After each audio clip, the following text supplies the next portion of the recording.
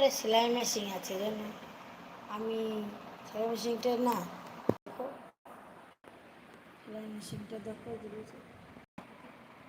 দেখছো, কিন্তু ডিম ডিম তো আমি ওঠে বলে সেলাই করতে পারছি না। ডিম ডিম ডিম ডিম সুতো ওঠে, সেলাই করতে পারছি না। অত ঘরে বসে সেলাইয়ের কাজ করলেও আমার কিছুটা পাচ্ছি না ঠিক করাতে। মিস্ত্রি ডেকে এনেছিলাম, মিস্ত্রি যা পয়সা চায় কোথাতে দেবো বলো।